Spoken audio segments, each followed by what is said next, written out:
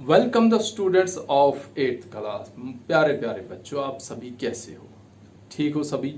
तो बच्चों, आज हम एक्सरसाइज 13.2 का क्वेश्चन नंबर 3 कर रहे हैं बच्चों। क्वेश्चन नंबर 1 और क्वेश्चन नंबर 2 जो बच्चों, उसमें भी हमने फैक्टराइजेशन की थी। हमने अलजेब्राइक एक्सप्रेशन को फैक्टराइज किया था। जब क्वेश्चन नंबर 1 में हमने किया था, हमारे पास ट्राइनोमियल थी और हमने उसको standard identity a plus b का whole square a minus b का होल स्क्वायर के आइडेंटिटी की हेल्प से उसको हमने फैक्टराइज किया। फिर जब बच्चों हमने क्वेश्चन नंबर 2, उसमें हमने आम तौर पर जो थर्ड आइडेंटिटी है a square minus b square जो प्रोडक्ट है, उस मेथड से, उस आइडेंटिटी से हमने उसके फैक्टर्स निकाले। अब बच्चों हम क्वेश्चन नंबर 3 को देखते हैं कि ये फैक्टराइजेशन कैसे होती है। देखिए बच्चों, पहला पार्ट है a x square plus b x. बच्चों आपको तीन की तीन आइडेंटिटी जो बच्चों स्टैंडर्ड आइडेंटिटीज, मैं यहां लिखूं as identities, means standard identities. पहली आइडेंटिटी का बच्चों मैं प्रोडक्ट लिख रहा हूं a square plus b square plus 2ab। इसके फैक्टर हम निकालते हैं a plus b into a plus b. ठीक है बच्चों, यानी अगर तीन टर्म्स वाला प्रोडक्ट है तो वो दो फैक्टर। अगर बच्चों हमारे पास इस किस्म का प्रोडक्ट है a square plus b square minus 2ab, तो फिर बच्चों हम कैसे फैक्टर निकालते हैं? a माइनस बी एक फैक्टर और दूसरा फैक्टर भी a माइनस बी ही। तीसरा जो प्रोडक्ट हमारे पास बच्चों है वो है a square minus b square, और इसके प्रोडक्ट निकलते हैं एक बार a प्लस बी और एक बार a माइनस बी। ये बच्चों मैंने लिखा यहाँ तीन जो स्टैंडर्ड आइडेंटिटीज हमारे पास हैं वो। अब बच्चों अगर हम यहां देखते हैं question number 3, factorise the expression. Expression किसको कहते हैं बच्चों? ये अलजेब्राइक एक्सप्रेशन को इसने शॉर्ट करके लिखा है सिंपल एक्सप्रेशन। बच्चों जो फर्स्ट पार्ट का सॉल्यूशन मैं यहां लिख रहा हूं, फर्स्ट पार्ट है बच्चों हमारे पास a x square plus b x. आप बच्चों देखें क्या ये किसी आइडेंटिटी के प्रोडक्ट से मैच होता है? बच्चों पहली आइडेंटिटी में 1 2 3 टर्म, दूसरी में 3, तीसरी में 2 टर्म्स हैं लेकिन बीच में माइनस है और दोनों के ऊपर स्क्वायर है। बच्चों अगर हम इसको देखेंगे तो ये किसी भी आइडेंटिटी के साथ मैच नहीं होता है। अब अगर ये किसी आइडेंटिटी के साथ मैच नहीं, तो फिर ऐसे अलजेब्राइक एक्सप्रेशन को हम कैसे फैक्टराइज करें? तो बच्चों उनके लिए सिंपल मेथड है कि आपने देखना है कि दोनों में कॉमन फैक्टर कौन है। अब बच्चों हम यहां देख सकते हैं कि ये जो पहला है ये है ए एक्स स्क्वायर। बच्चों ए एक्स स्क्वायर को हम ऐसे लिखते हैं ना, a multiply x multiply by x, क्योंकि एक्स स्क्वायर का मतलब एक्स को हमें 2 बार लिखना है। तो बच्चों दूसरा है हमारे पास बी एक्स, है ना बच्चों? ये ऐसा क्वेश्चन है, मैंने इसको ऐसे। अब बच्चों देख रहे हैं यहां भी एक्स है, यहां भी एक्स है, तो हम क्या करेंगे?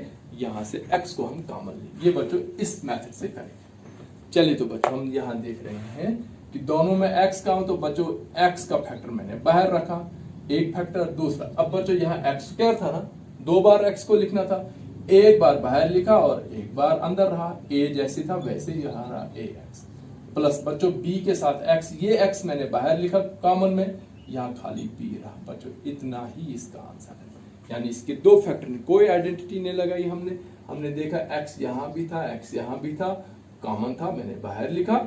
ये एक्स स्क्वायर का मतलब 2 बार एक्स लिखना था, एक बार बाहर एक बार अंदर। यहाँ एक ही बार था वो मैंने बाहर लिखा। अब बच्चों सेकंड पार्ट लिखिए। सेकंड पार्ट है बच्चों 7 P square plus 21 Q square. ठीक है बच्चों, फिर हम देखते हैं किसी भी आइडेंटिटी के साथ ये मैच नहीं है, तो हम देखेंगे कॉमन। बच्चों यहाँ पी स्क्वायर, यहाँ क्यू स्क्वायर, कुछ भी कॉमन नहीं।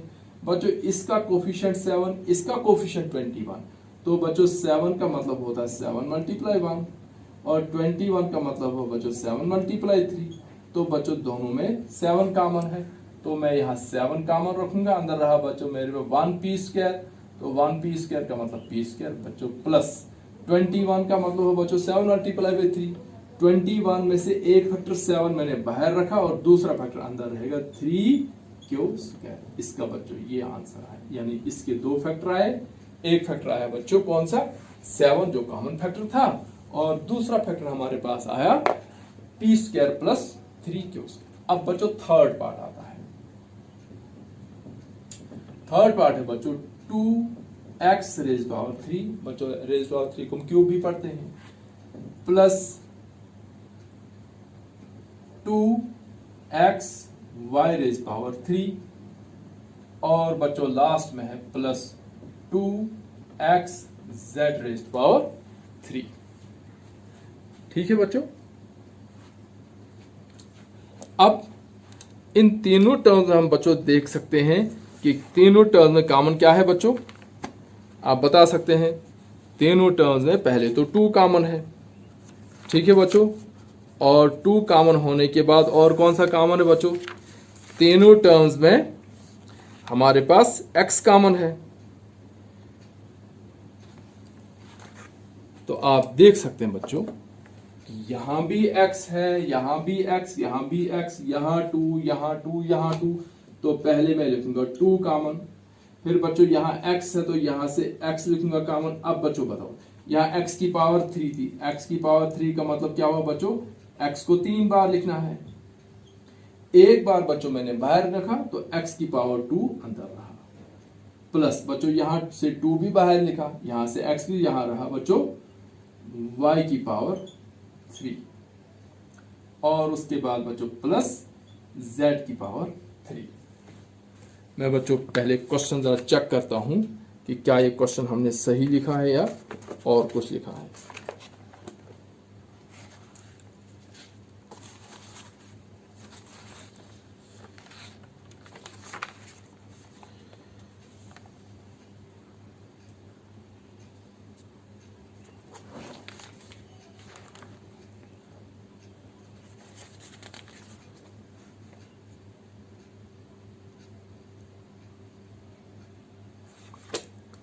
बच्चों हमने क्वेश्चन में जरा गड़बड़ की है। यहां बच्चों y की पावर 2 है, यहां भी y की z की पावर 2 है, यहां x की पावर 3, y की पावर 2, यहां z की पावर 2। बच्चों x y और z जैसा था वैसे ही हमने, क्योंकि इनको कॉमन हमने नहीं किया, क्योंकि y एक ही जगह था, z एक ही जगह, हाँ x 3 जगह था तो x कॉमन निकला। तो ये बच्चों आपके जो 2 फैक्टर्स यहां निकले, एक फैक्टर निकला बच्चों 2x और एक फैक्टर निकला बच्चों z square plus x square plus y square plus z। हम बच्चों 3 फैक्टर भी इसको मान, क्योंकि 2 भी एक फैक्टर है, x एक फैक्टर है, तो इस तरह से बच्चों हम फैक्टर। अब बच्चों हमने क्या सीखा कि अगर तो जो प्रोडक्ट है या जो एक्सप्रेशन है उसको हमने देखना है कि क्या वो किसी स्टैंडर्ड आइडेंटिटी से मैच होता है। अगर वो किसी स्टैंडर्ड आइडेंटिटी से मैच है तो शॉर्टकट करके हम इस तरह से फैक्टर निकालते हैं।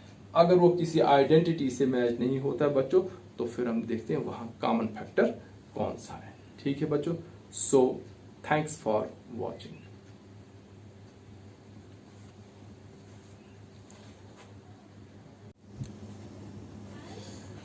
तो बच्चों आज जन्माष्टमी का त्यौहार है, आप सभी बच्चों को मेरी तरफ से बहुत बहुत मुबारकबाद। बच्चों कोई भी फेस्टिवल हो, ईद का फेस्टिवल हो, जन्माष्टमी का फेस्टिवल हो, गुरु पर्व हो या क्रिसमस हो, कोई भी फेस्टिवल हो बच्चों हमारे घरों में हमारे पास खुशियाँ लेकर आता है।